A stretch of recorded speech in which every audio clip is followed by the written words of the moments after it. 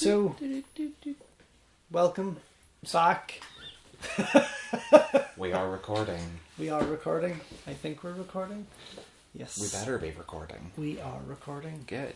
So, nobody can see you, George. Mark, you're on the couch today. I am on the couch. You're the patient. I'm. Oh, fine. Will I lie down and put my feet up? It takes you back, doesn't it? It does. It takes me back. Not very long ago. No. When I was lying down on a therapist's Couch, chair, yes. So, saying how awful life was. Indeed. We are today, our podcast, Two Poofs and a Podcast, are back with superheroes in cinema. Yeah, then and now. Then and now. I think it would be fun to talk about how the superhero movies we would have grew up with, as opposed to this phenomenon of this overindulgence. Yes, I mean, as much as we're loving it, but still, I think it would be nice to look back at what they used to be compared to now, the powerhouse that and compare. Well, compare is probably an unfair word because obviously it is unfair. Today they are spectacular, and they have have the ability to be. Yeah. So they have the ability to be, and they need to be. And that's probably one of the first points, is that a lot of the things that we're seeing now would, George, please, if you want me to take this seriously, don't nod at me like a therapist, because okay. I'll not be able to take it seriously. I'll try it. Okay. One of the things is that some of the shows and the heroes that we're getting nowadays would not have worked 20 years ago. Definitely not. Because there just wouldn't have been a budget for it or an audience for it. True, yeah. And that's one of the first things that springs in whenever you see what's being made now. You think back 20 years ago, 30 years ago, probably more so than ever. Yeah. Whenever the first kind of big superhero kind of boom came, with Batman, Crow, Superman, the original Shadow. Well, that's going back even further. Yeah. But, whenever they really started to make them kind of as big budget films. Yes, you had that late 80s, 90s. Early 90s kind of superhero boom, yeah. Where everyone wanted to make a superhero film. Some good and some not so great, but that's the same today. Yeah. But, you think about the likes of Supergirl back in, 1980, after, that's right, yes. When Helen Slater and Faye Dunaway was chewing scenery. Gosh. Back in the original Supergirl film, it didn't click with fans because it didn't work. No, because I think Helen Slater made a great Supergirl. Yes, she did. There was no... The budget wasn't big enough, the story wasn't strong enough, and it was playing too much into the camp sensibilities of those kind of old school superhero exactly things. But also it was a different way of filmmaking. It was very much about making a movie that told the story and the acting and the drama side of it all, whereas today we're getting explosive superhero action. And I think back then they were different movies altogether because it was a different breed of filmmaker. Yeah. Who was behind the Supergirl? Do you remember? Supergirl, Jeanette Swarzak, is that what you call it? Jeanette Swarzak or something? That's it. Well, it was Alexander Salkind, who was the producer of the Superman films, Alien. Yeah. Alexander Salkind, who produced Superman and Superman 2. So what then, in your eyes, what would be your earliest, if you can remember, the earliest sort of superhero movie you would have? Batman? Batman. That was the very first superhero I ever remember seeing, which is unusual because it's quite dark, but we said this before, when you go back to like the early 90s, the BBFC was not really, people didn't really take heed of it. If there was an 18 rated film, you still were allowed to kind of watch it if your parents had seen it and knew that it wasn't the worst possible film in the world for your kids to watch, and you're not going to be corrupted by it. No.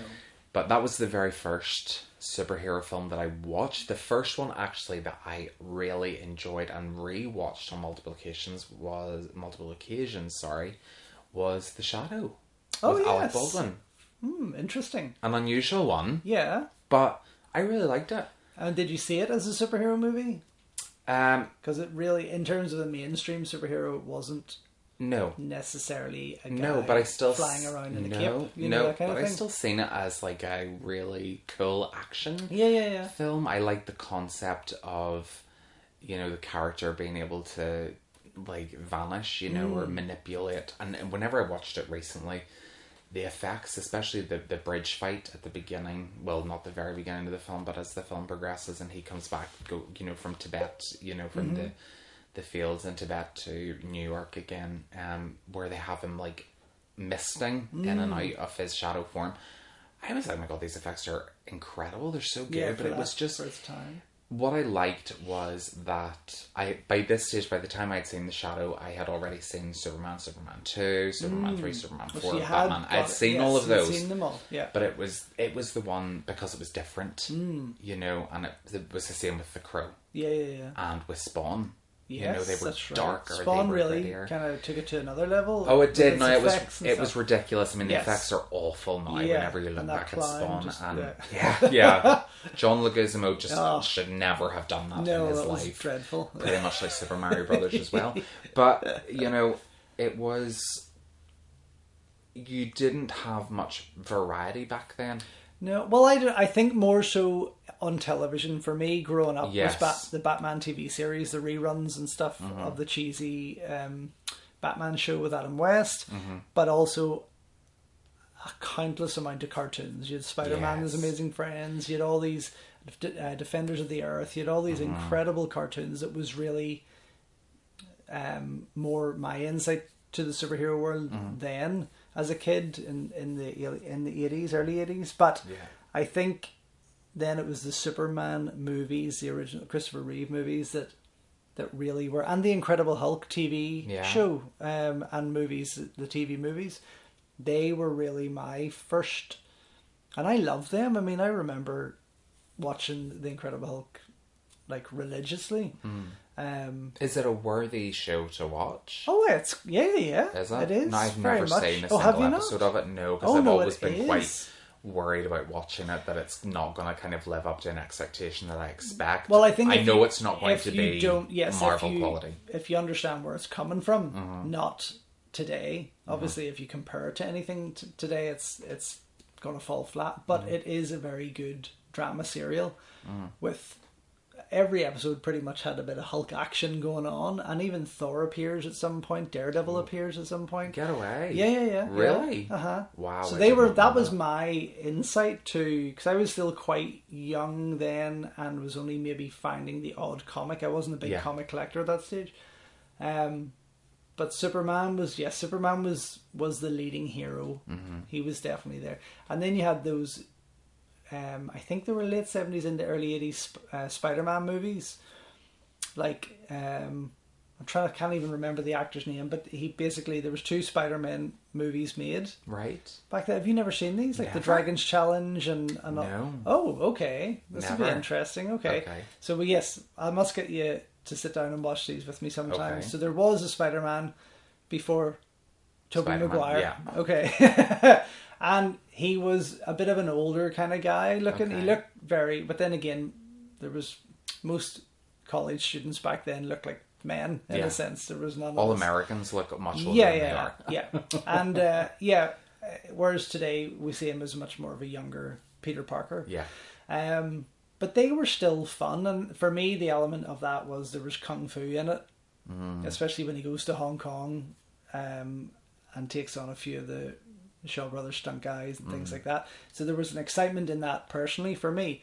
But they were never massive hits. They were never big hit movies. So they weren't. And at the same time you had a Captain America, a cheaper Captain America. I have seen that. That was show made. Roger Corman was behind that. I think so. Or Albert Pune. His movie came around in, was it the early 90s? I think late 80s to early 90s. Albert. Now, when we had Albert over for our film festival, he brought his new director's cut of Captain America, so we got to see for the first time. I think I have a copy upstairs. Wow. We got to see for the first time his version of this Captain America movie, and that was another one that really was one of my childhood superhero movies, because and the Flash. You also had the Flash movies, where the Flash TV show with John Wesley, which was then made into movies. On videotape. So you had 3, I think, were released, and they were exciting. They were fun. They were typically 90s in look and all that. But Albert's film, there was no other real Captain America show or movie at that time. And I can't remember word for word how he talked about it at the festival, but you know, he basically explained how, again, studio interference, budget constraints, and the changes that he had to make with the Red Skull and whatnot to make it how they wanted. And he also did a Fantastic Four film as well, didn't he? Or Roger Corman did. And it was not fantastic. It was absolutely woeful. Horrendous film. Funny to watch. And I mean, some inventive moments to make them use their powers, but dreadful. But Albert, believe it or not, was also in line to direct the Spider-Man movie for Canon. And then they kind of went bust. And then brought Cameron in. Which threw it aside. So they did. Yeah. So, did you know that? That they brought Cameron in? James Cameron was then brought in to do the Spider-Man movie. Well, Canon must have lost the rights to it because they went bust then. And then... with Deborah Winger as Mary Jane Watson. Oh, interesting. Very odd casting choices in that film, I must say. But very strange. That's the one that stuck out. I was like, Deborah Winger as Mary Jane Watson. She's supposed to be a young girl, you know, like Peter Parker's not an old man. No, you know, definitely not. He's never, his most popular incarnation is not as an older character. God, you know? No. But I mean, it would have been amazing to see James Cameron take on that. Well, I think just to see what he did with it. I mean, I think it was still in an era where my point, with those titles was that nothing was perfect. Nothing was ever perfect with any of these, bar the Superman movies. They one and two. I was going to say one and two. Then they started getting a wee bit silly, and that for me came in at that point when all those similar superhero movies started getting a wee bit corny and daft. And then when the Tim Burton Batman movie came about, it seemed to be a much more serious affair. And I think that's what made it stand out then. So it did. And then, yes, from there, things But started... again, it spiraled into that, you know, that where Burton did the first two, like Donner had done the first two Superman movies. Yeah. And then Burton does the first two Batman movies. They work really, really well. Yeah. They feel like a comic book film. You know, they feel like a comic book. They're well cast. And then Joel Schumacher's brought in to take over and takes it down this really ridiculously neon-soaked camp road. Yeah. Which makes for fun films. Like, don't get me wrong, I liked Batman Forever and Batman and Robin. It was going back to that show, the Batman and Robin show. Yeah.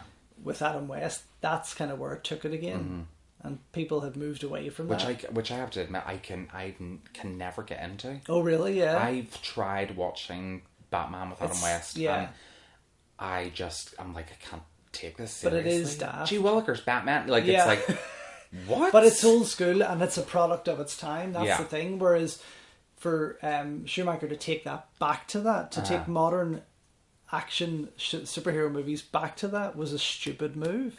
But what was interesting was the decision that they made in the Batman the original series, that old 60s show with Adam West, was to take it in the direction that they took it, because whenever you look at the history of Batman in the comics, you know, back to Superman was action comics, but Detective Comics, Batman was never a ridiculous hero. He was always a dark, brooding hero. There was a darker character. Yeah. For them to introduce this really kind of heavy-handed, joke-ridden show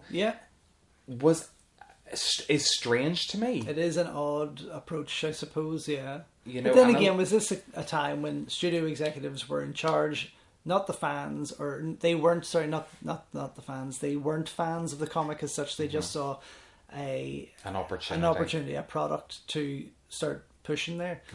And was it made at a time when people needed a laugh rather than a darker... Would it have worked if that was Gotham today?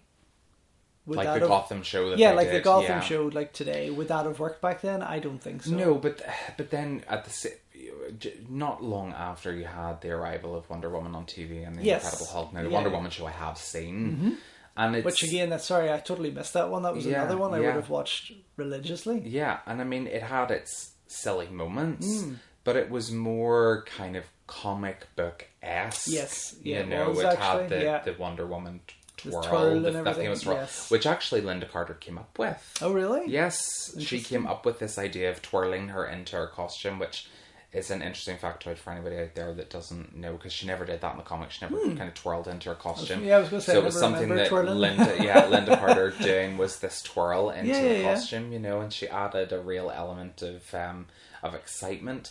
And then, of course, you had kind of the unusual superheroes of the time as well that didn't stem from comic books. You had $6 Million Man and the Bionic Woman, you know, which were superhero shows. Yeah. Because they were given advanced power, or they were given bionic limbs to yeah, help they them were run faster. And that helped them. In the wide scope of things. Same could be said, I suppose, with the likes of He-Man and all that, you know. Of course, yeah. Yeah, I mean, there was much more back then. And then again, you know, in a sense, and you could stretch that out to worldwide cinema. There was heroes from every corner of the globe. You know, you obviously had Japan had an unlimited amount of heroes. Yeah, Ultraman, Super coming Sentai. out. Yeah. So all of that, and even Hong Kong tried that with Super Inframan and things. Yeah. You know, so there was a whole host of different heroes around the world. But the main focus, I suppose, in terms of a general audience, was on the Western heroes over here. What was interesting about the Japanese shows is that they kind of incorporated superhero with kaiju action. You know, you always have these kind of superheroes like the Super Sentai, or as we know them in the West as the Power Rangers. Yeah. You know, but they would go up against these huge colossal beasts. Yeah. But when that reached here and became Power Rangers, it was seen as ridiculous. Yeah, of course it was. Because it was so unrealistic in the sense. But well, have you seen the Super Sentai series? Yes, yeah. Super dark, very, very violent shows for children's Same shows. Same with Kamen Rider and all that. Yeah, Kamen Rider, yeah. They are all very dark, violent shows. Ultraman, I love Ultra Q, the original. I adore Ultraman. Ultraman's awesome, and Mill Creek Entertainment are doing an amazing job with the Blu-rays that they're bringing out at the moment. Every series, and it's very exciting as a fan. I've got them all so far, and it's amazing watching them. It was funny watching Ultra Q in black and white and being like, it's a very kaiju show. And then they did Ultraman, then the first Ultraman series, where it became much more superhero-esque. And I mean, they worked on so many levels, and the thing about it is that there was variety, but it wasn't. It was like you had to go searching for it. Yeah, you know, you needed to know where to look. Well, they even did the Japanese Spider-Man, right? And they shot it. They shot it all in the same way as they do Super Sentai and all that. So they had Spider-Man taking on kaiju and other monsters and doing some. There's remember I told you about not the show Assembled on Disney Plus at the moment. There's another show, 616. Yes, yeah. Check that out. It has an episode dedicated to Japanese Spider-Man. Wow! And they take you into the insight of why they sold it to Japan, why they created it the way they created it, and made it so different to Spider-Man. But yes, it's worth looking at. It's worth watching and seeing, because you get a really good insight to what went on there. Yeah. But yes, I mean there was an element there where I think they tried perhaps too soon. Comic books were big back then. Of course they were. Of course they were. But they didn't have. Comics were huge whenever they were released. Oh, totally, you know? totally. Massive, I mean, I remember in sleepovers sneaking into friends' rooms to not steal, but at nights pinch a comic from their box, so I could go back into my room and read it because I was so excited to see them.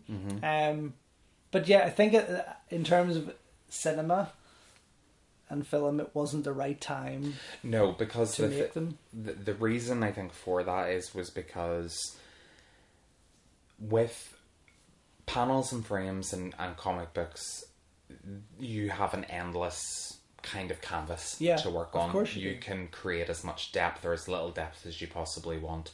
You can have big grand battle sequences. You can have people flying through the air, and it looks cool and it looks ultra realistic. Whenever you go back to the 60s and the 70s, the capacity to do that was just starting, but it didn't really work in a lot of senses because there wasn't not in the West. No, because the thing about Super Sentai and Ultraman and those kind of heroes was that they were done in a way that suited the culture that they were harvested or assimilated. They grew up with that. Yeah. So and we didn't, which is why we thought. Yeah, which is why they had to turn it into Power Rangers. Yes. Why we couldn't just get Super Sentai dubbed into English. Exactly. I don't know, but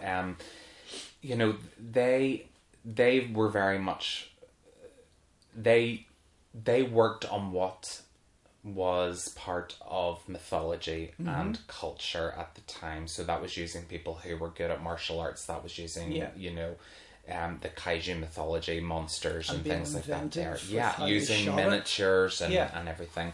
They've got the men in suits and that, worked for a while, and it's very enjoyable to look back on those shows and watch them and things like that there. This is why I need to show you Big Man Japan, because you will piss your pants out. It is brilliant. But I think that the problem with films and television, I haven't seen the Incredible Hulk show, so I may dip into that at some stage over the next couple of weeks, but they weren't able to expand on the scope of the comic books. So, and that's kind of how things have been progressing. Comics are getting big.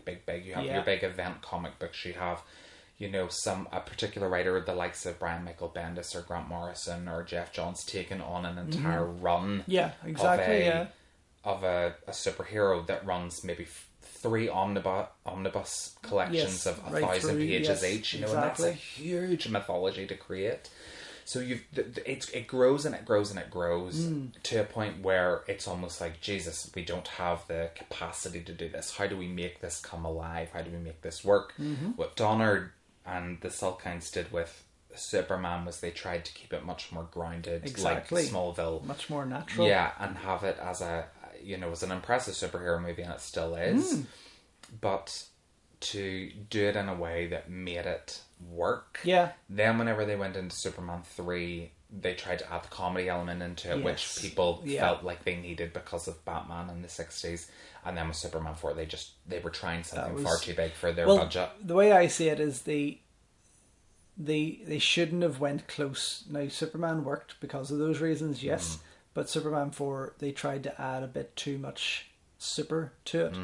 And this is, of course, again at a time where they shouldn't have touched any heroes with special powers. I think they should have worked with the more, like, had they worked with the likes of Luke Cage and Iron Fist, for example, or Daredevil, or Batman. Iron Fist maybe not so much just because of the mythical element of it, but they still, they could have created a martial arts, but it would have been, my point is that they didn't necessarily need to create effects or massive special powers to make this work. But they weren't the names that people wanted. That's what I mean. Yeah, they were wanting to focus on the target brand names of these heroes. Because whenever you ask people, even now, who's your favorite hero, or can you name me 5 superheroes, they're always going to say Superman, Batman, Wonder Woman, of course they are. Spider-Man, and the X-Men. Probably are the ones that you're going to hear the most. The main. Yeah. And that actually brings me to growing up as well, because I grew up in the 90s. I grew up with the X-Men animated series and the Spider-Man 94 animated series, which were brilliant. I loved them. I have them on DVD. Very, very, very hard to get nowadays to buy those, because obviously they're now streaming on Disney Plus. They're all on Disney Plus. Once something goes to Disney Plus, it's like we don't need to release it on physical media anymore. But to have those actually in my collection and to be able to watch them on Disney Plus is nice, because it means I'm not running out my DVDs, and scratching the shit out of them. But they were fun. They were fun. Because even the animation landscape allowed them to do much bigger things. Yeah. Allowed them to blow up entire cities and have superheroes crashing through buildings in a way that just made it fun. Yeah. That they couldn't have done on film. It was definitely a time where the animation was stronger than the movies, in a sense. Absolutely. Because you had Batman the Animated Series at that same time as well. Yes, I mean... You had Justice League that came just a little bit later, which obviously a big show, because they tackle Blackest Night, Secret Origins, a lot of big comic stories, which at that time you could only see done in animation, because you're like, God, you'd never be able to realistically that's what I mean. There was not, there just wasn't the ability, I don't think, while we had certain movies that gave us some incredible effects and have lasted and become treasured movies because of the work they did with effects, I don't think they would have put that same work into superhero movies. No. I think it's part of the reason that the Christopher Nolan Batman trilogy works so well. Because it's less super. Yeah. It's it's much more gritty, grounded. It is. It's much more a human tale in a sense. Oh, absolutely. Yeah, you know, the action is realistic. It's you know, the characters are much more realistic. They're flawed. They you know, have purpose. They have meaning. Yeah. They, you know, behind everything. That Well, they it's do. a mature production compared to. There was still a cheesiness to a lot of those superhero movies that we've mentioned right through to the 90s, and I suppose really. The turning point was with Nolan. Well, honestly, I think the turning point was when The Matrix came out, because The Matrix created a superhero there that really shook the world, literally in his in his world. But I think that's when there was a turning point that people realized, hang on, we can make people fly, we can do things that nobody has ever seen before, and that's for me. That's when it shook the cinema world up, and then we started getting a change in superhero movies. Because after that came Sam Raimi's Spider-Man. Yeah. And things like that there. So, yeah, I suppose you're right. I would never have looked at The Matrix in that light before. I always forget that it is very much a superhero story. It is. You know? It is, really. An original superhero story as well. Not something adapted from something else. Ghost in the Shell. Shell. But no, definitely not. No, but it has been inspired by many great things. But yes, inspired it does. By, but still it an is, original. It is, for me, it is a superhero piece in that respect. But so okay. Well, then that kicks us into the 21st century, where things do take a change, take a turn. Sorry, and Sam Raimi's Spider-Man was really the first thing after that to. Actually, it was X-Men. Bryan Singer's X-Men. Oh, yes, was the first one to come along. So okay, that's right. Yeah, that was that was 2000, I think. Gosh, Jesus, yeah, it would have been actually. It would have been, yeah. Yeah, Bryan Singer's X-Men, which really brought the. For me, I was used to the animated X-Men. Yes, that really colourful. Yeah. Yes, like Uncanny X-Men, like the comics that I grew up with. I grew up on the Uncanny X-Men comics of the time, which I think might have been George Perez. I can't remember, but yeah, it was fun. So whenever I watched the X-Men animated series, I always loved the interpretations of the characters, because they were much more comic accurate. The likes of Rogue and Jane and Storm were much more like, and I was like, oh, Gambit, these are awesome. And everyone had Gambit they all was had there. that same look that you knew. Yeah. And then Singer brought X-Men out, and he modernized it. He changed it. He tried to mature it in a way. Maybe a bit too much. Maybe I think so, a little bit. Now, at the time, it was a very impressive film. I remember when it came out, I was like, oh my god, and we did go to the cinema to see it. And I came out in love with Halle Berry. I came out in love with Cyclops. Yes, I was like, oh my god, Patrick Stewart was the best choice for, Professor X. Because you had actors behind it. You did. But I was still kind of like, oh, but it's... And I remember coming out at that age being like, oh, like Storm wasn't like Storm was in the animated, and Rogue was a kid. She's not a kid, And where was Jubilee? I was asking questions as an 11-year-old, being like, where's this character? And where's that? Where's Gambit? And where's understandably, and, why does Jean not have her costume? I think any diehard fans would be questioning it. Yeah. And I think however, I loved what they did with Mystique. Yes, because that was an awesome. The scene stealer was Mystique. Oh gosh, absolutely. Yeah, because as in the X-Men animated series, as we know, Mystique, she's blue with that white dress. Yes.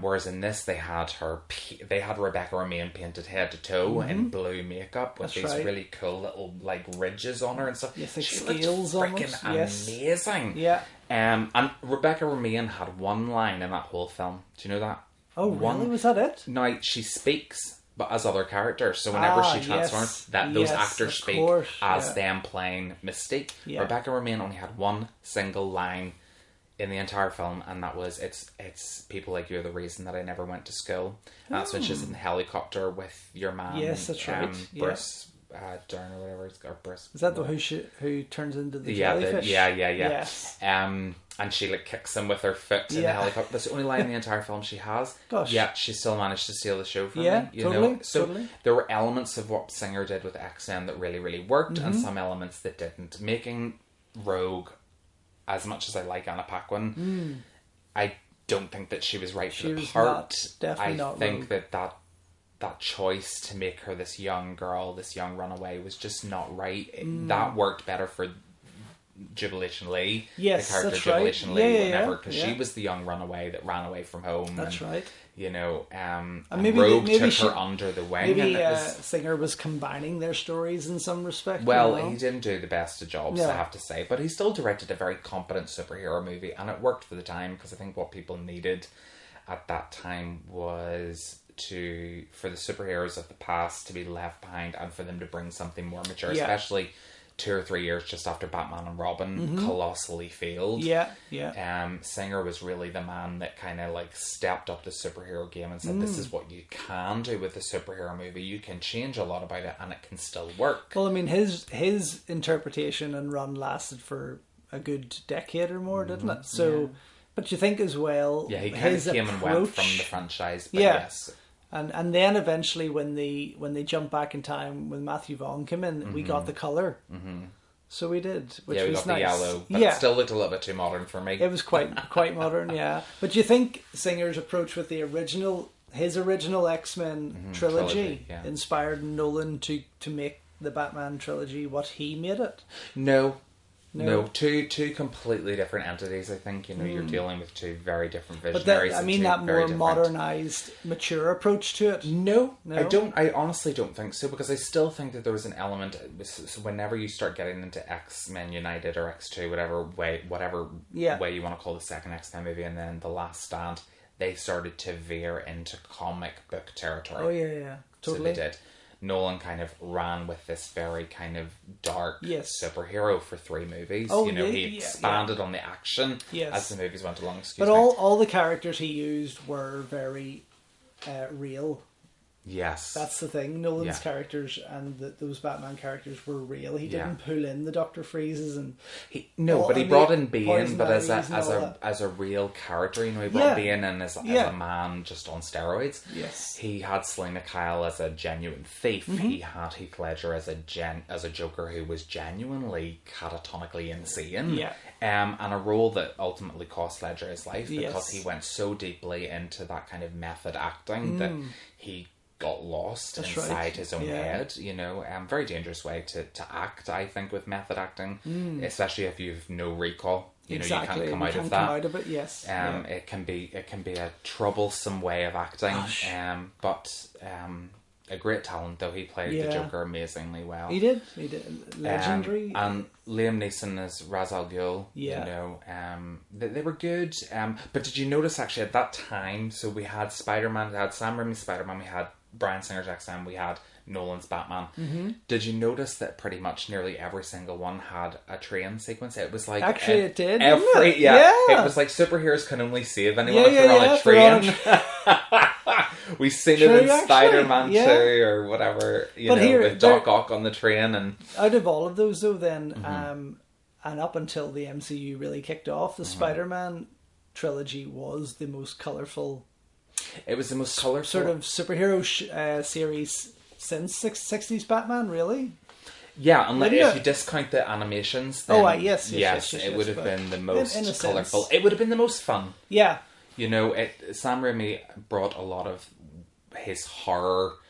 Yeah, especially in part 2, you could see that. With Doc Ock's tentacles, that was pretty awesome. That was an incredible scene. Still one of my favourite scenes. That's right, yeah. But yeah, he brought a lot of innovation, a lot of really cool camera work. He gave us some really iconic moments. The Upside Down Kiss, has been mimicked in tons and hundreds of films. Yeah. And animations from Family Guy and The Simpsons to other movies. Right, it's an iconic moment. But, and he gave us the web slinger in a way that we had kind of been familiar with from the animated series. So it wasn't such a drastic deviation from what we knew as Spider-Man to this new thing, which I think made that transitional period from the comics and the animated show to the movies quite easy, quite an easy progression, and why they did so well. Singer's movies did well with X-Men, but he deviated quite a bit from the source material too much. And it was all very But very did give us serious. Hugh Jackman as Wolverine. Well, I mean, that goes without saying, really, doesn't it? Yeah, it does. And it only led us to Logan, one of the best comic book movies ever made. You do relate certain actors to these roles that couldn't be replaced. Oh, yeah. You can't imagine anyone else in them. Not particularly, no, definitely. I know it'll have to come about at some stage for the MCU. But yes, the X-Men affair was very serious. And then they were kind of rebooted and rejigged with the X-Men First Class, and then taking them back, which for me led to... I loved X-Men First Class. I thought it was a fantastic film, especially seeing classic characters that were missed from Singer's first X-Men movie. And then, of course, that led us to Days of Future Past. Best X-Men movie ever. I think so far. I think so. I think it is a phenomenal movie. Apart from Logan. Oh, which yeah. I suppose is an Logan offshot is of, yes.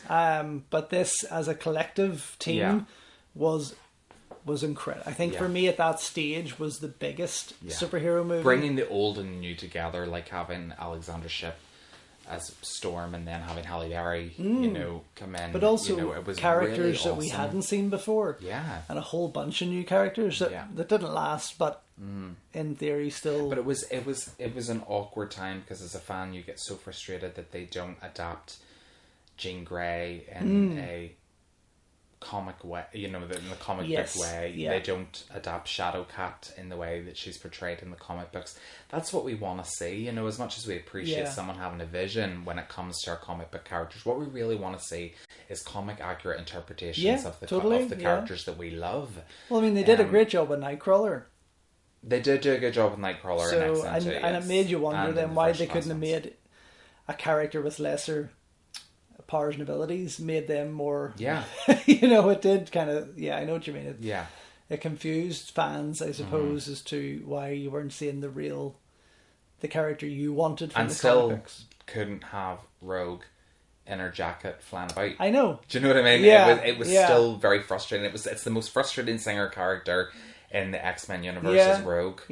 God love Anna Paquin. She's great in True Blood. She's a good actress at times, but she was not Rogue by any stretch of the imagination at all. And it's just unfortunate. But I think that's when that was the turn of the century, and that was when the superhero world in cinema really upped its game. It did, and I think at that time they didn't quite fully understand what they had on their hands, and that has led to obviously a lot of the disruption that's been happening within the MCU and the DCEU. Who owns what character? Who owns the rights to these characters? They kind of sold off an awful lot of their properties, especially with Marvel, because they were on their way out. They were, obviously they were about to crash. So they hard had to believe do that now, isn't it? Well, exactly. And it will come back to them. It will, their characters will eventually make their way home at the right price. I suppose Spider-Man has made his way home. Yeah. Peter Parker, Spider-Man has made his way home. They got him in there. Was a bit of a struggle between Sony and Marvel, but they're doing it, and Sony is creating its own cinematic universe of Marvel characters, which I think is fine. If they introduce characters that we may never have seen in the MCU, the likes of Ben Reilly, Scarlet Spider, Miles Morales, Spider-Man, Silk, Ghost Spider, Gwen Stacy. Well, they're doing so with the likes of Spider-Woman, Morbius. So, they're introducing Venom, Morbius, Kraven. Yeah. The Sinister Six. All of these characters. Black Cat and Silver Sable. They're bringing them into their own show. Cindy Moon is getting her own show as Silk. Yeah. I'm kind of okay for Sony to kind of hold on to that if they do it right. Yeah. Because then it kind of takes the pressure off of Marvel to kind of introduce all of these characters. And it does because they're introducing. Yeah, of course it will. Marvel are introducing characters at a rate of knots at the minute. There's so many coming up. Well, we'll go into the MCU deeper, but I think then it was 2008 Iron Man came out. Yeah. Yeah. Had the likes of the Arrowverse started by that stage? I think they did, didn't they? Because what I want to say is... Ran for 8 seasons. Yes. It ended in 2020, so... 2012 it might have started then. Yeah. Well, what I wanted to sort of talk about was then after the X-Men and all this turn of the century kind of superhero movies came out, and Spider-Man came and went and failed in part 3. And then Sony tried to reboot with Andrew Garfield, which was nice. It was fun to start, and then it kind of got... Until they did the second one. Yeah, kind of got daft again. But then superheroes became very mainstream. Jamie Foxx's a big blue dildo. Yeah. Was not what I wanted. No, that was the worst decision. It was an absolutely terrible decision. It was. But I think then superheroes became mainstream, and that's when they started going onto television and the big screen even more, which is what's led us to today of this deluge of superheroes. It's just as if I feel like they've been there forever. Tsunami. Yeah, that's what I mean. It feels like they've been there forever, and even their popularity spread worldwide, because then you had heroes coming out from Thailand and all, like Mercury Man.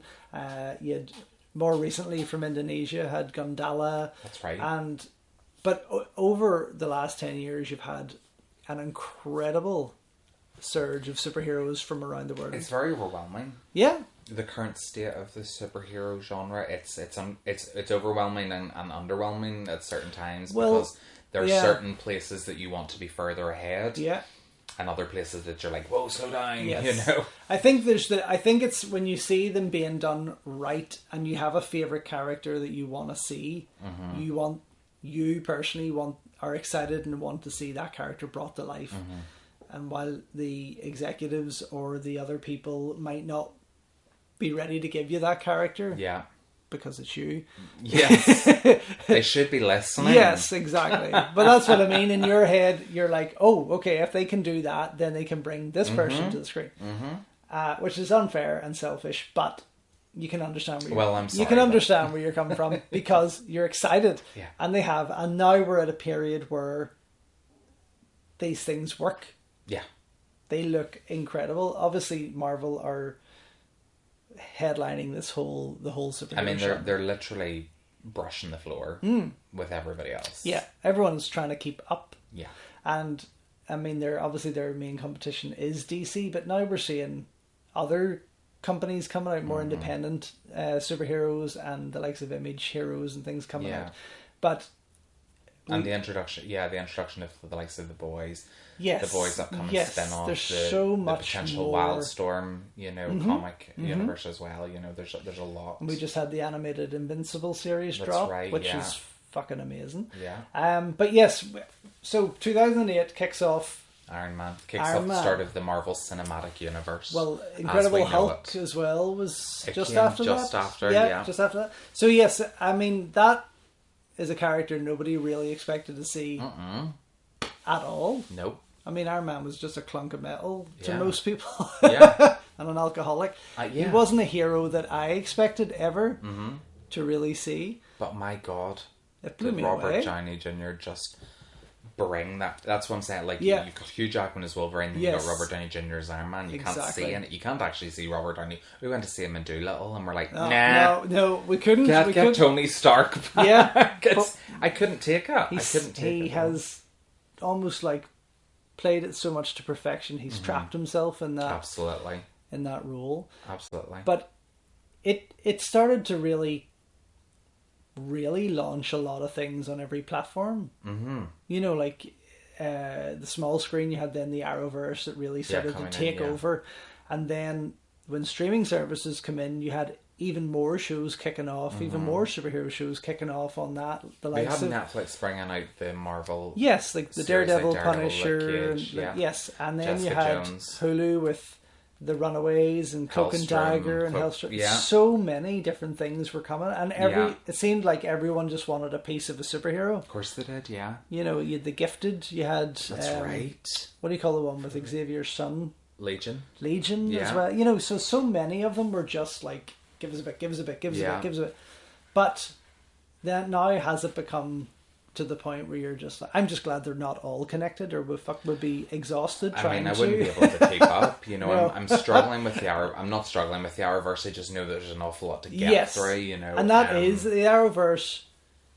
The Arrowverse is, yes, it has its flaws, but it's still an incredible show. As in, experience overall with everything included. When you watch them, you enjoy them. They're fun. Same with the Agents of S.H.I.E.L.D. and things like that. Great show.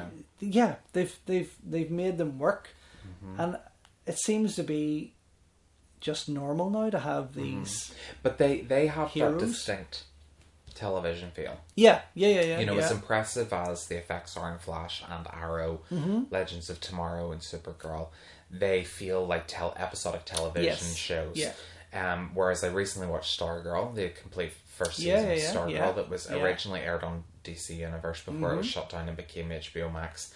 CW have now picked it up for its second season. But Stargirl looked like a very long movie. Totally different. It was really, really, really good. It cast very well. It had the right amount of action. The effects were incredible. It was exciting. And it was it was an exciting show. But can you imagine Stargirl 20 years ago? Oh, God, no. I couldn't. Not at all. I could not imagine being a teenager, even in the times of Buffy the Vampire Slayer, who's a superhero. And Smallville and all that. Yeah. I loved Smallville. Yes, but it didn't have that. But it didn't have the superhero it was villain of the week. Yes. It was very TV. Yeah. Stargirl was like 13 parts of a movie. It built up to this huge climax that I did not expect. It was amazing. And it's the same with Titans and Doom Patrol. Yes. They're getting bigger budgets. Now, what has actually happened, which I don't know if you know, is that HBO Max and CW, because of the DC thing, have kind of joined forces and finances. Right. So the CW shows are actually getting bigger budgets now. Oh, happy days. So the likes of Superman and Lois is the most expensive show that they have. Yeah. Which is just aired, but it needs to be because of who it's representing. The budget's going to be even higher, which means Stargirl's budget is going to be high. The Flash's budget for its next series are going to be high. DC Legends of Tomorrow budgets are going to increase. So it's going to allow them to become even more cinematic than what they already are, because they're now needing to keep up with what Marvel Studios are doing on Disney Plus, and with what Star Wars are doing and Star Trek and all those other franchises are now becoming so much more cinematic on the small screen. And they are. Yeah. And that comes down, I think, very much to Game of Thrones. Game of Thrones set a standard for television. Yes. That it was like, this is what you can do. Yeah. And then everyone needed to step up their game because they were like, we need... And especially with superhero shows, you watch like Daredevil and you watch Luke Cage, they still feel like television shows. They don't feel like movies. Yes. Whereas WandaVision, Falcon and Winter Soldier feel more cinematic in their approach. Totally, but like I said, it's so freaking overwhelming. Every day you go on to the internet. Well, there's still a lot of shows I haven't seen that I want to see that are superhero based. Yeah.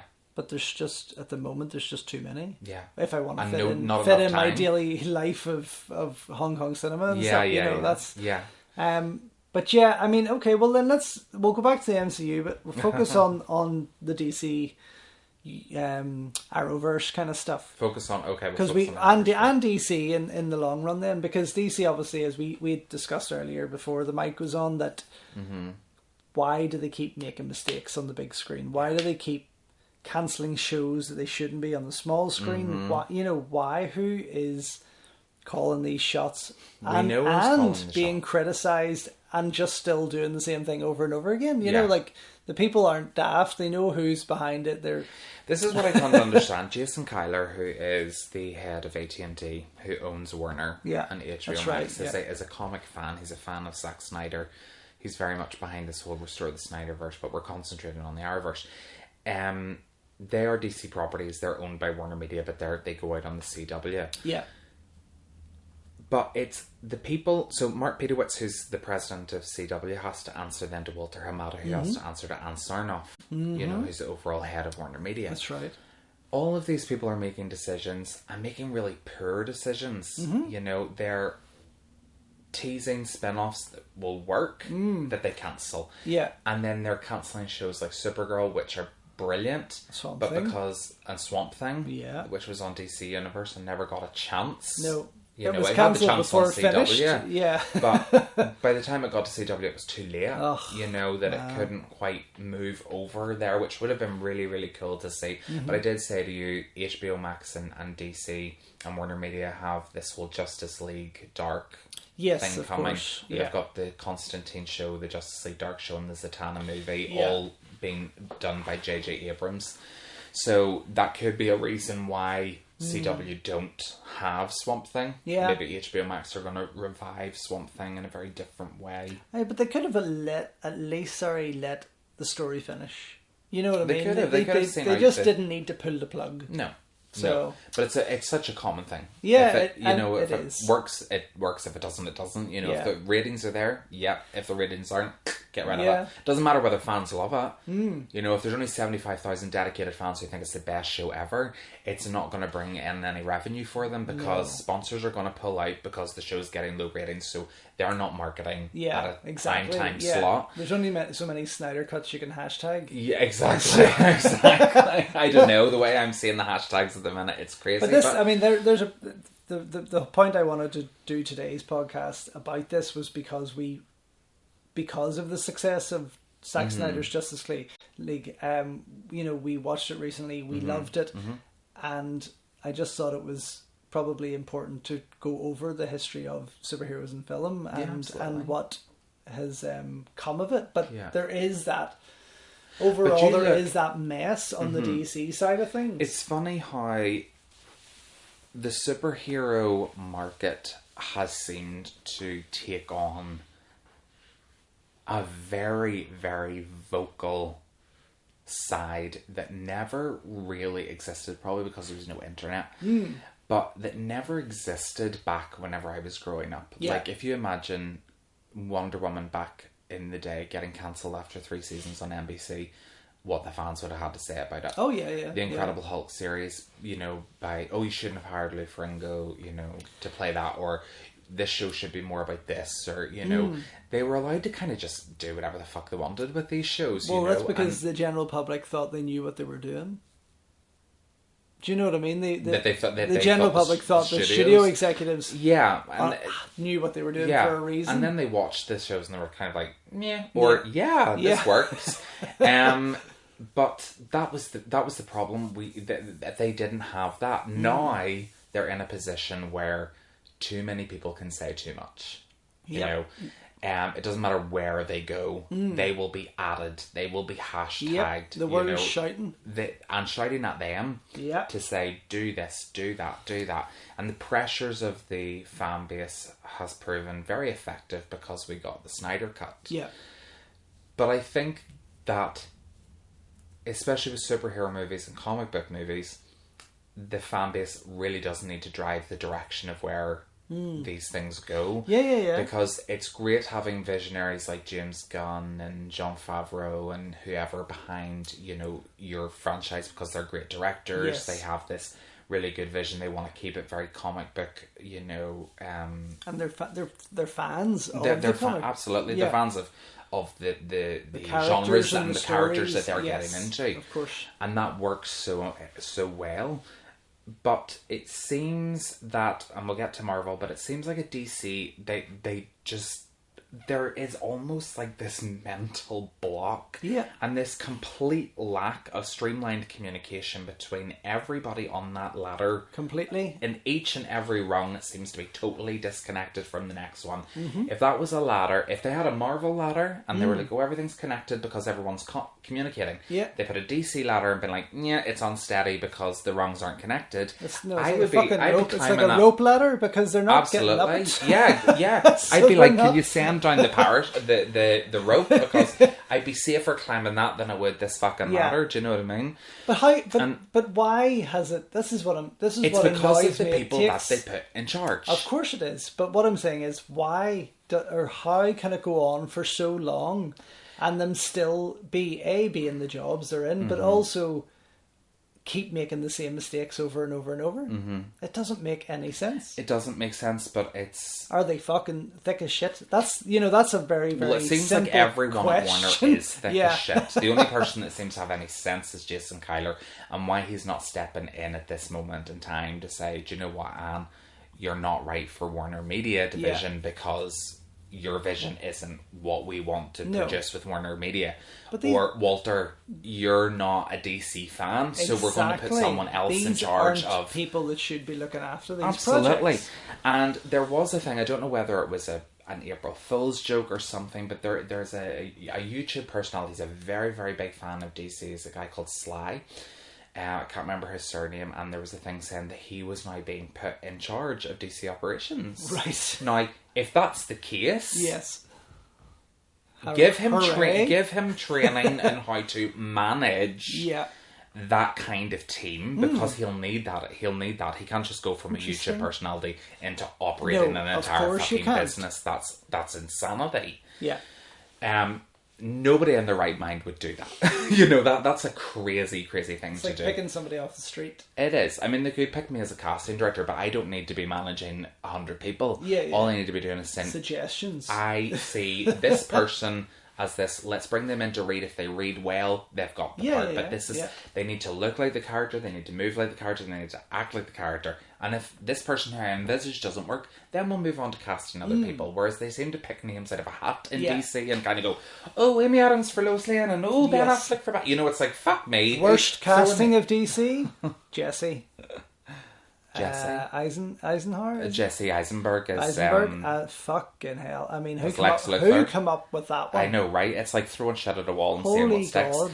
It is dreadful. But, so if they were to do that, that's someone that knows the comics, knows the fan base, because he's interacted enough with them, to be able to say, okay, this is what we need to be doing. Mm-hmm. That works. But the problem is that they have people who aren't fans, they're businessmen. Yeah. And women. Yeah. Excuse me. And what they're there to do is make money. Exactly. And what's happening with DC is the fans are like, well, we're not happy with the direction you're going, so we're not going to watch your movies. Yep. Birds of Prey kind of failed, even though it was really good. Yeah. Wonder Woman 84 kind of failed, even though it was really good. Amazing. Yeah. But it's almost like the fans of DC are protesting and being like, do you know what, we're not. And a lot of people are. It's annoying because the toxicity of the fan base is really kind of. It's so off balance, because what they're doing is they are. They're now saying, well, I don't care about it. They recently announced the writers for Blue Beetle, Static Shock, yes. Zatanna, Plastic Woman and everything. Plastic Woman? Yeah, they're doing a Plastic Man? No, they're doing a female spin on Plastic Woman, on Plastic Man. Okay. You know what? Look, embrace the weird if it works. Plastic Man is literally one of my favourite DC characters. Okay, well, they're not doing Plastic Man, they're doing Plastic Woman. But here, we'll reserve judgment and we'll wait and see. We will. And they're announcing the writers, and then people are like, well, I don't even care. Or people are just putting Restore the Snyderverse. And it's almost like, guys, come on. Yeah. These two entities can live concurrently and adjacent to each other. Well, yes, we can have the Snyderverse and we can have the worlds of DC running parallel. It's not like that's an impossible achievement. No, it's going to all be separate. It's just, it's separate. Yeah. Yeah. But what they need to do is they need to bring in people who have tiny egos, who don't care about power, and actually listen. So get rid of Sarnoff, get rid of Hamada, bring in people that actually give a shite, and have them communicate and say, or if those people are going to remain in their positions, Zack Snyder included, say, you know what, we fucked up, we're really sorry, what we did was a total dick move, your situation, we should have been more empathetic, we're sorry. Zack Snyder needs to be like, do you know what, I'll accept your apology, let me finish out my trilogy and I'll do it. A lot of those egos need to be put aside. Of course you do. But it's Hollywood. It gets to a point of pride in those things where it's like, we're not going to back down. Yeah. And I imagine as long as Ann Sarnoff is there and responsible, unless Jason Kyler steps down and says, nah, we're doing it, she will continue to just be like, nope, we're not moving forward with it. And it's like Hamada, cancelling New Gods and The Trench. Walter Hamada's kind of sticking his finger out and saying, fans, we're not giving you... But yes, but is there a reason? Did he give a reason? No, they're just not moving forward with them. This is the frustration with the people and the fans. Because what they're doing is they want to focus now on the Batwoman and Supergirl movies and the Green Lantern core films. Let's rehash all the same shite again. Yeah. Fuck's sake. Yeah. And this is what I find with... an amazing but this is what I find with Warner Brothers and DC stuff, is they just keep rehashing the same characters. Mm-hmm. How many Supermans do we need? As much as I love Lois and Clark and the Adventures of Superman, as much as I love Smallville. But why not bring in something totally fresh that hooks people? I agree. As what I think James Gunn's Suicide Squad is going to do. Shazam surprised us. Yeah, we hadn't seen movie. Shazam. No. And suddenly, this fun... An odd character, but such a great character. Brilliant. Absolutely brilliant. Which is why I'm excited that they're doing Static Shock, Blue Beetle, Zatanna. Yes, that's what I'm talking about. Something that people have not had yet. Instead of the same old. And they are saying that this is the direction that they want to go down because these are characters that they've never developed before. Well, welcome to the world, people. Yeah, hello. And so while fans are maybe crying out for more Justice League, for more Snyder, for Ben Affleck's Batman, whatever, DC I think are doing the right thing by just moving forward, and bringing in. I mean, they're apparently working on a Vixen movie, which is really crazy but interesting, and I would be so down for that. And a lot of other things that they're kind of hinting at the moment, and I'm like, okay, I can get down with these things because these are characters that we've never seen that I love from animated shows and from the comics that we've never seen before. So give me them. Yeah, because I do love Blue Beetle. I'm a fan of Blue Beetle, and I hope that CW move forward with the Booster Gold series. Oh yeah, they've been talking about it for years. Yeah, and I think Greg Berlanti.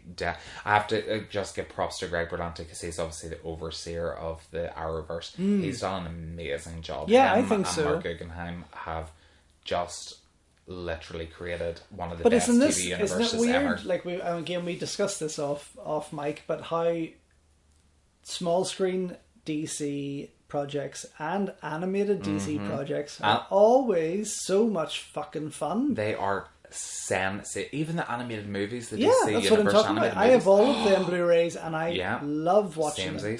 Yeah, but Samesies. Who says that? Samesies. I do, apparently. Oh, yeah. But then when they get to the big screen, they just they continuously fuck it up.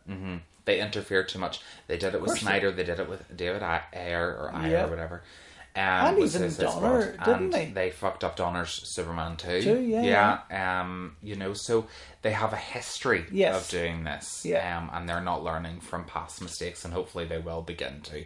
But I think that's why it's such a good thing that the fans have that power to be able to shout. Yeah.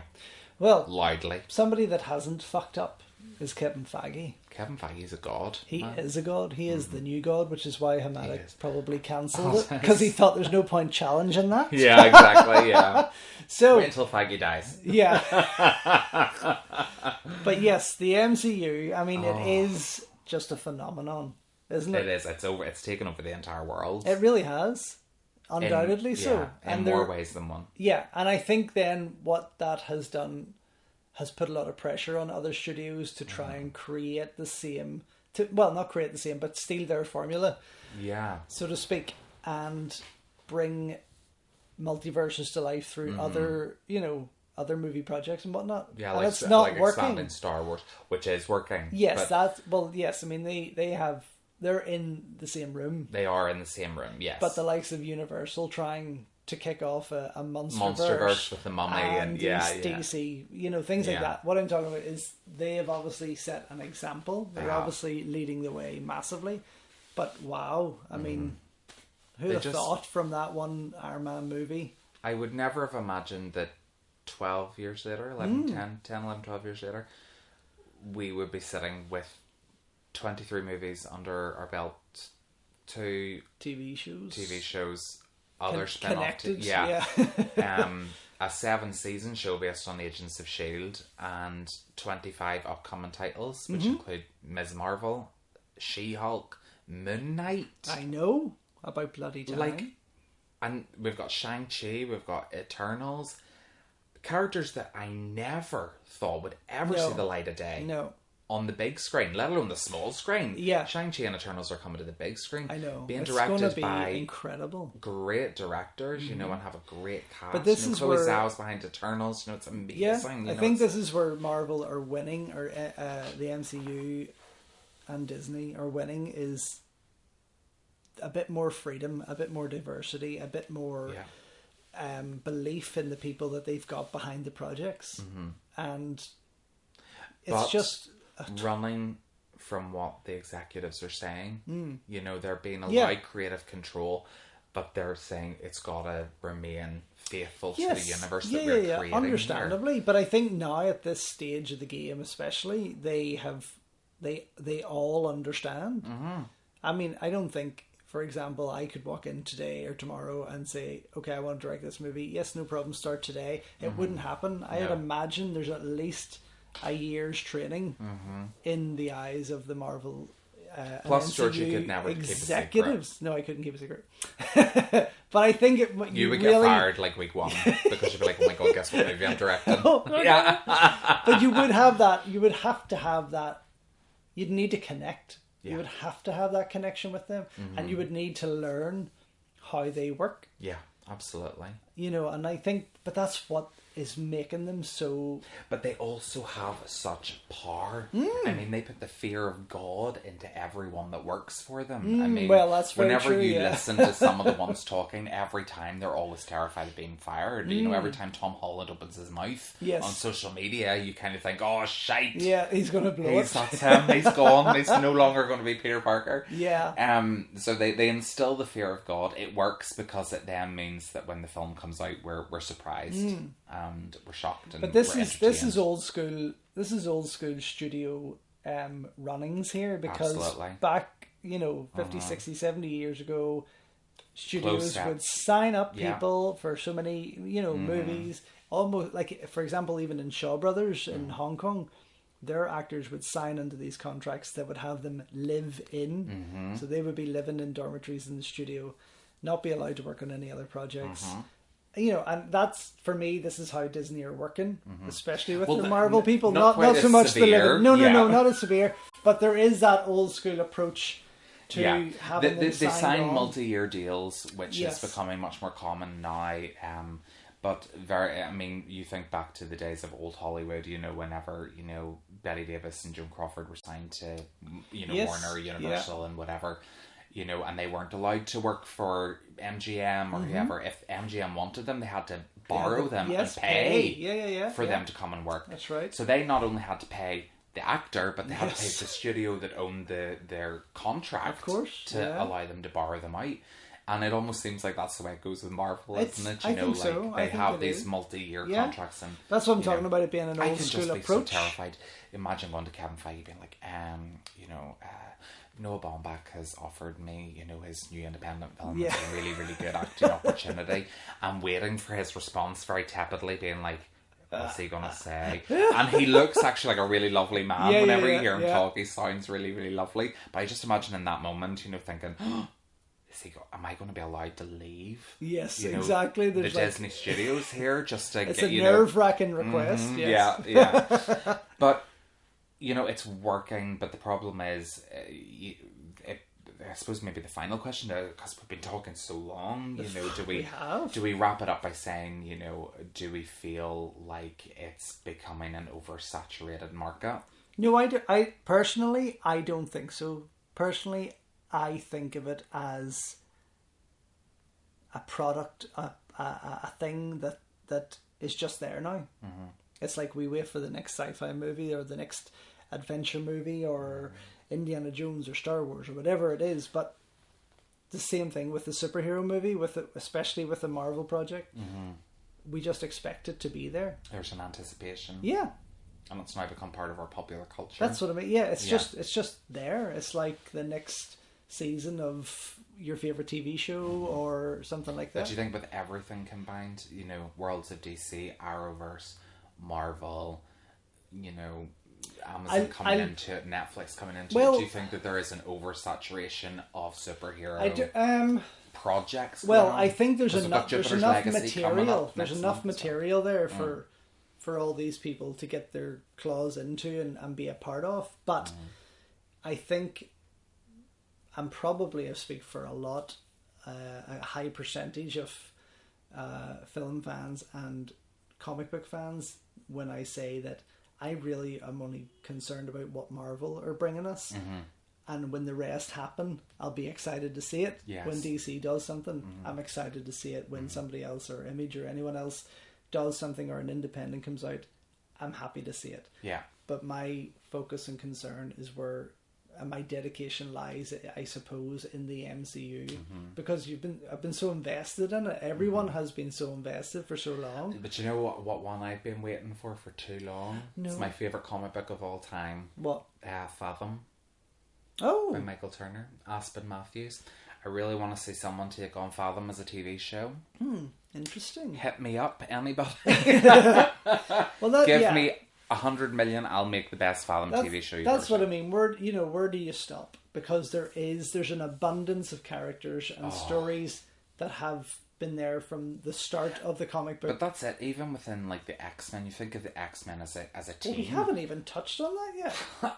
In terms of being in the MCU, we haven't touched on that. Well, we haven't touched on it because we could talk about it probably for an hour. No, but what I mean is, it hasn't happened yet. No, it hasn't. The Fantastic Four hasn't happened yet. Yeah, but there's so many more that still have to come out.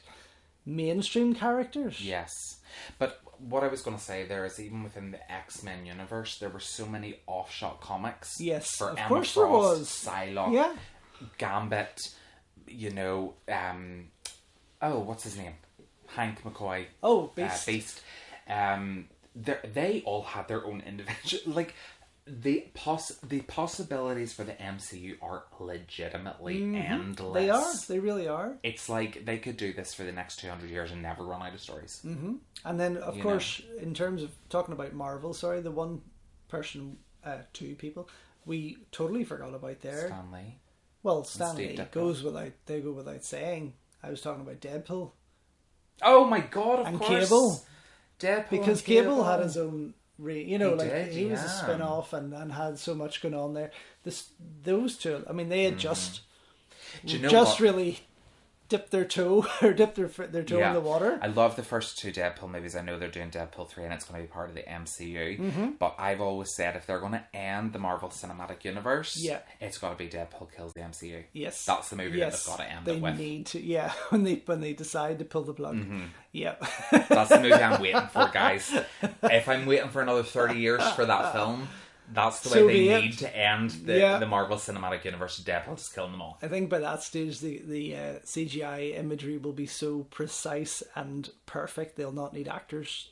So they'll be forever young. Or the actors will really be dead. Yeah. And they'll just be like, but yes, I mean, there's two characters that have made, and one especially with Deadpool, that has made an incredibly huge splash in the superhero world. Deadpool's my favourite Marvel character, so I can't believe I actually forgot about Deadpool. Yeah, right. There. I know. Yeah. It was only when you were saying the spin-off comics to X-Men and Cable came to mind there. So there is so much more there to go, and that's why I'm saying that my time, I've chosen, I guess subconsciously, my times is with the MCU movies, is with their projects. DC are making some good stuff, as we've seen. We know that. Yeah.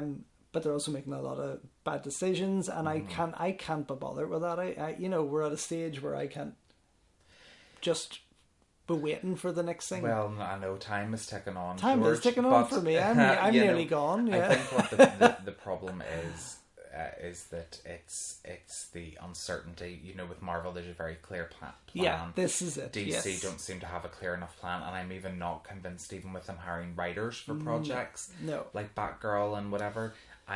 Christian Hodgson's writing Batgirl, who wrote Birds of Prey. So could be really awesome.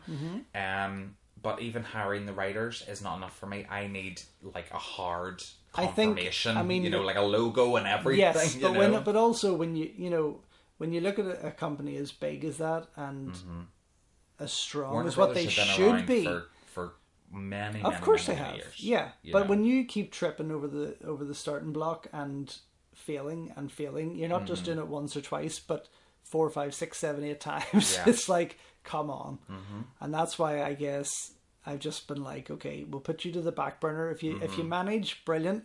But here we go, Marvel, take it away. Yeah, and I'm quite happy to see this out. yeah, absolutely. With as many Marvel projects as possible. Well, here, tell me this, just so we can finish off. I don't know how long we've been talking for, probably an hour and a half or longer, but... Hour and 15, nearly. Oh, really? Yeah, that's it. Oh, that's not actually bad. Right? No. I think we've crammed an awful lot into an hour and 15 Quite minutes. a bit, yeah. Who are you most excited to see in this phase in Marvel coming up? I think I know what your answer's going to be, but there's a lot out of of the ones people, that they've announced, out of the ones that they've announced that we know that are coming out in the next 3 years. Oh jeez. Well, again, very hard question. I am a big She-Hulk fan. That's who I'm more I excited. am a big the most She-Hulk excited fan. to see. I have really enjoyed reading Miss Marvel.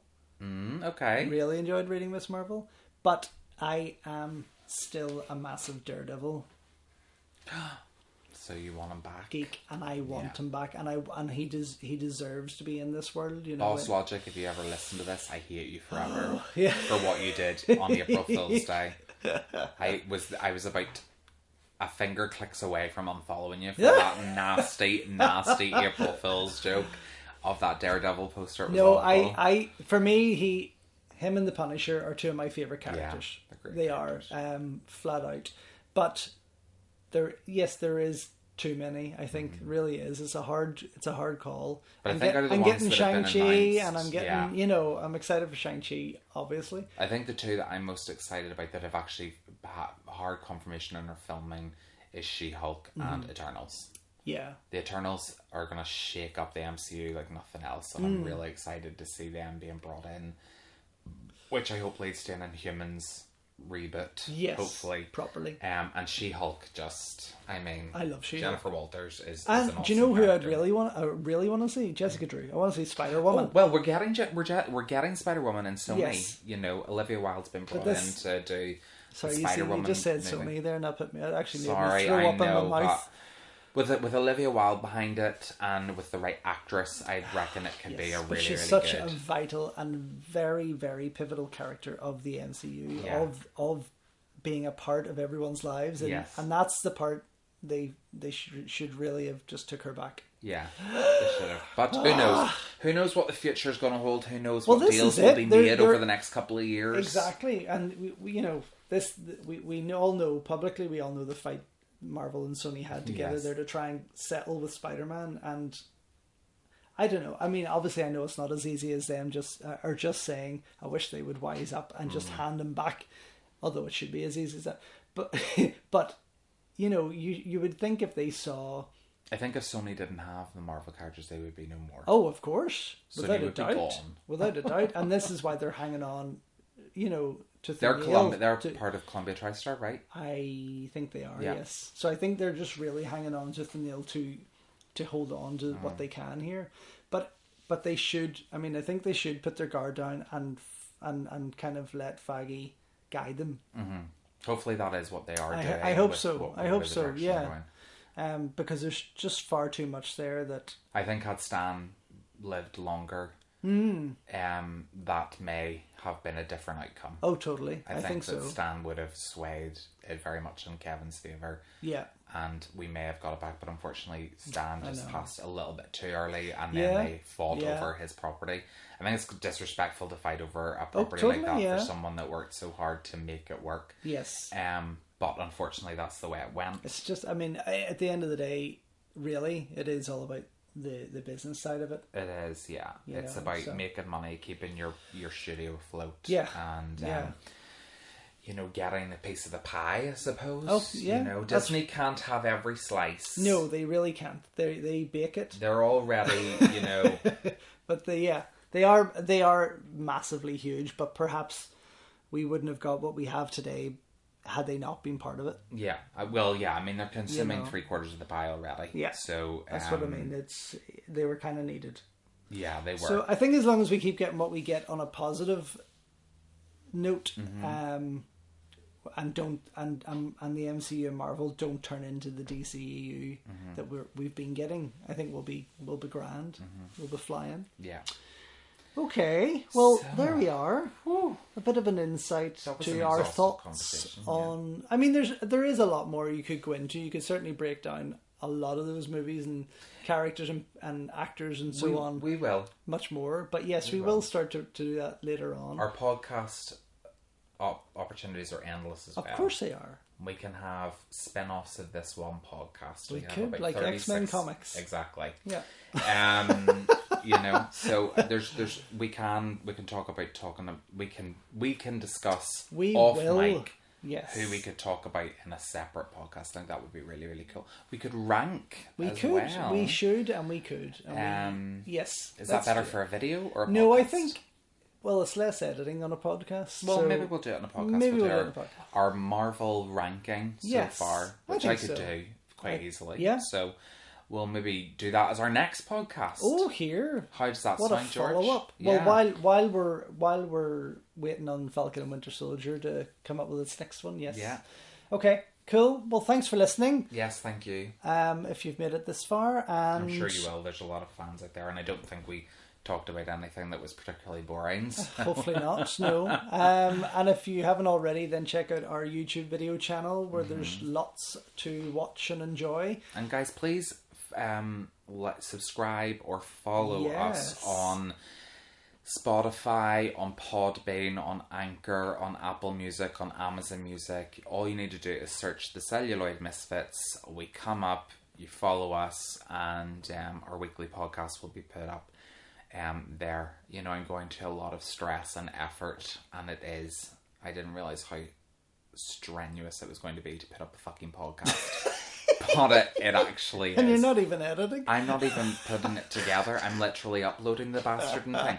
So, I would love to see much more traffic diverted to... I would like to have people have it in their ears rather than watching like on the screen on YouTube where it also goes up.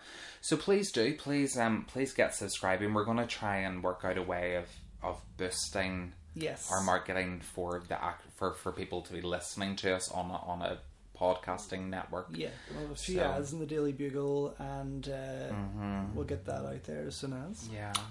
All right. Or the Daily Planet, whichever. Or the Daily Planet. Here, whatever flies to you first. Yeah. So, thanks again, and check out our other works, and we will see you next week with, I guess, our Marvel ranking. Marvel ranking is the next podcast. Wonderful. Be there or be square. Yes. Well, I'll never go away. Whatever shape you want. Exactly. Thanks for listening. So much. Talk to you soon. Bye. Bye.